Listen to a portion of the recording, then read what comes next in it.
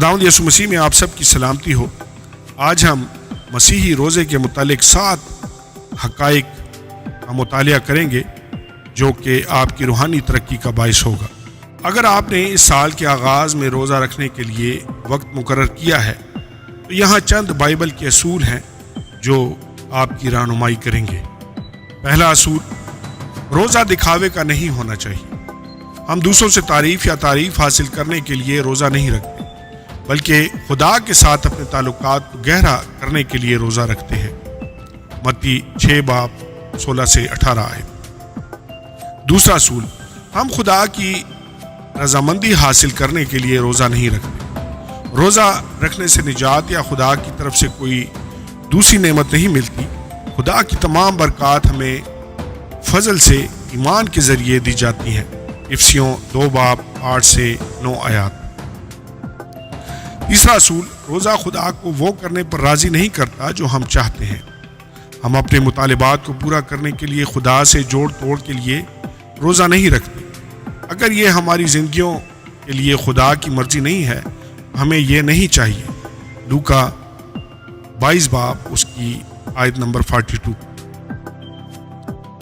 چوتھا اصول، ہم اپنے آپ کو خدا کی مرضی کے ساتھ ہم آہنگ کرنے کے لیے روزہ رکھتے ہیں۔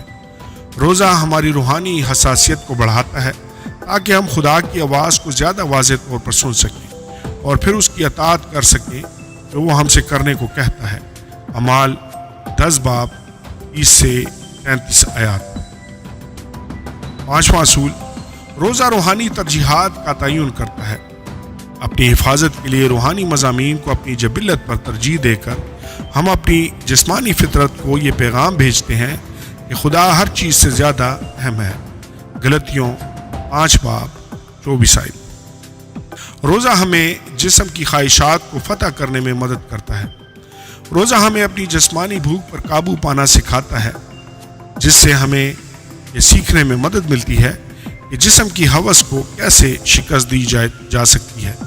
لوکا 4:1-4 آیات۔ ساتواں اصول، روزے کو ایک باقاعدہ روحانی نظم و ضبط بنائیں۔